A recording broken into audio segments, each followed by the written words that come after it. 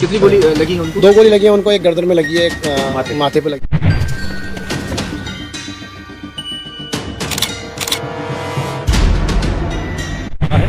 और क्या नाम है इनका जो है उस पर जमीन जायदादों पे अपनियों पे इनका वो उन्होंने एक 800 का जमीन लेके एक फैक्ट्री तैयार करी जिसको कल ओपनिंग करने वाले थे। कल उसका उद्घाटन होता रहा, आज हो ये बात है। रिश्तेदारों में मेरी वैल्यू गिर जाएगी भाई, फिर अपने काम पे खड़ा हो रहा है। हाँ, एक नई फैक्ट्री उठने वाली है और उसकी बनाई हुई वो चलने वाली है। बुलंदशहर में एक बार फिर से रिश्तों का कत्ल हुआ है। कुछ ही दिन हुए हैं अभी, एक बेटे ने अपने बाप का कत्ल कर दिया था, गोलियों से भून कर उसे मौत के घाट उतार दिया था। और अभी महज 15 दिन भी नहीं गुजरे हैं कि एक छोटे भाई ने बड़े भाई की उसी तरह से गोलियों से भून कर उसे मौत के घाट उतार दिया है। मैं इस वक्त बुलंदशहर के जिला अस्पताल में पोस्टमार्टम हाउस पर मौजूद हूं और यहीं पर कुछ मोहल्ले के लोग मौजूद हैं। क्या कुछ मामला है उन्हीं की जुबानी सुनने की मैं कोशिश करूंगा। बाबूजी, क्या नाम है आपका? मेरा नाम जमील अहमद। कहाँ से हैं आप? खुर्जा खीर खानी, ये ईदगाह रोड। जो कत्ल हुआ है उनका क्या नाम है? उसका आस मोहम्मद है। ये छोटे भाई के क्या हुआ वहाँ, किसने?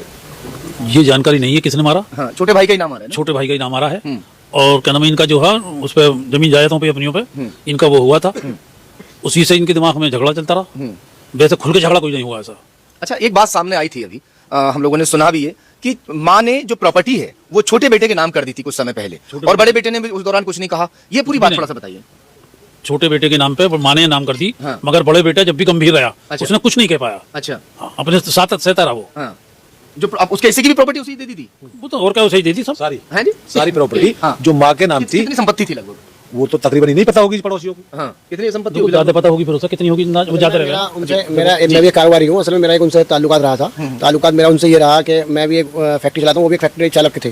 तो उन्होंने एक दिन बैठ के मेरे एक ऑफिस में बैठ के काफ़ी देर उनसे बात हुई। उन्होंने बताया कि भाई जब से भाई की शादी हुई है तब से थोड़े घर के हालात थोड़े अलग अलग चल रहे हैं। तो बाकी माँ ने पूरी प्रॉपर्टी को दे दी, छोटा है कोई बात नहीं दे दी, बाकी मैं अपने काम को उठाने की कोशिश कर रहा हूँ। तो उन्होंने ये बड़े भाई से बात हुई? हाँ, बड़े भाई से मेरा उससे दोस्ताना था। अच्छा। तो मैं अपने काम को थोड़ा उठाने की कोशिश कर रहा हूँ। उन्होंने एक 800 का जमीन लेके एक फैक्ट्री तैयार करी जिसको कल ओपनिंग करने वाले थे। कल उसका उद्घाटन होता रहा, आज हो ये वारदात हो गई। यानी तो कल उद्घाटन करने वाले थे? हाँ, फैक्ट्री का कल वो चालू करते अपनी फैक्ट्री को, और आज ये वारदात हो गई और छोटे वाले भाई ने बड़े वाले भाई को गोली मार दी। अच्छा, एक बात बताइए, प्रॉपर्टी को माँ ने बड़े बेटे की बजाय छोटे बेटे के नाम कर दी। बड़ा बेटा फिर भी सह लेता है, कोई बात नहीं, मेरा भाई है, उसके नाम कर दी, कोई बात नहीं है। मगर अब अभी 1-1.5 हफ्ता पहले आपने सुना होगा और हमने अपने इस चैनल पर वो खबर डाली भी थी कि एक बेटे ने 65 साल के बाप के गोली मारकर हत्या कर दी।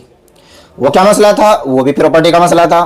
बुलंदशहर की घटना थी वो भी, और ये भी बुलंदशहर की घटना है कि बड़ा भाई तरक्की कर रहा है, बड़ा भाई जमीन लेकर फैक्ट्री या फर्म बनाना चाह रहा है, 1-2 दिन के बाद में उसकी ओपनिंग करने जा रहा है, और छोटे भाई को इतनी जेलसी हो रही है, इतना परेशानी हो गई कि बड़े भाई को ही खत्म कर दिया। अब देखिए इस बात का अंदाजा लगाइए कि सुकून किसको मिला कि भाई बड़ा भाई तो कत्ल हो गया, बड़े भाई को तो मार दिया इसने, अब ये कहाँ जाएगा और इसकी जिंदगी अब कहाँ गुजरेगी? जेल के पीछे। फैमिली उसकी भी खराब हो गई, एक जान से चला गया और एक जीते जी मर गया। उसकी जिंदगी कहाँ कटेगी? जेल में कटेगी। और इस सारे इंसिडेंट के पीछे जो रीजन है, जो कारण है, वह है जमीन जायदाद, वह है तरक्की। अब इंसान कितने दिन के लिए दुनिया में जिंदगी गुजारने के लिए आया है भाई? 30, 40, 50 साल के लिए, अगर उम्र ज्यादा है भी तो इतने साल के लिए अगर कोई तरक्की कर रहा है अपनी, कि 30, 40 साल में जो है ना हर इंसान का बुरे इस तरह से मर जाता है, हर इंसान मर जाता है, चाहे वो हिंदू हो या मुस्लिम हो। ठीक है, अब भाई मिसाल के तौर पर 35, 40 साल में वो तरक्की कर रहा है, यानी लाखोंपति से करोड़पति बन रहा है, अरबोपति बन रहा है, तो 60, 70 साल में, 70, 80 साल में जो है उसका इंतकाल हो रहा है, मर रहा है वो।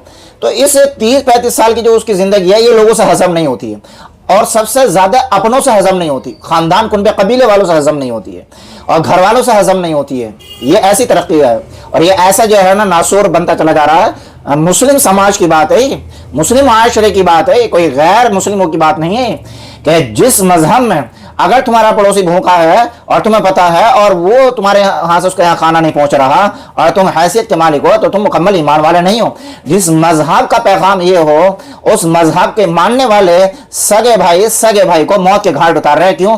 इसलिए कि उसने दुनिया में तरक्की क्यों कर ली। तो बड़ा अफसोस हुआ इस बात को देखकर, इस न्यूज को, इस घटना को सुनकर। जहां कहीं भी जिंदगी गुजारें, जिन हालात में भी जिंदगी गुजारें, माल दौलत, दुनियादारी, कारोबार, पैसा, धन दौलत, इसको कभी रिश्तेदारों के सामने बड़ा ना होने दें। रिश्तेदारी के सामने, भाई बीरी के सामने, और जो गहरे रिश्ते हैं, जो करीबी रिश्ते हैं, उनके सामने, और जो रिश्तेदार खानदान कुनबे कबीले हैं, उनके सामने कभी इस दौलत को आगे ना बढ़ने दो। कि कभी भी जब दौलत की बुनियाद पर लोगों की नापतोल होने लगती है ना, तो फिर ये होता है। आज हमारे मुआशरे में यही हो रहा, दौलत की दुनिया पर नापतोल हो रही है। एक गरीब है, उसको कोई मुलाकाने के लिए तैयार नहीं, एक मालदार है, उसको सब झुक के सलाम कर रहे हैं, उसके लिए आवभगत है। तो अब किसका नुकसान हुआ भाई? इसमें एक ही फैमिली का नुकसान हुआ, एक मर गया, अब एक जो बचा है वो उसकी जिंदगी जेल में गुजरेगी। बड़ा अफसोस हुआ।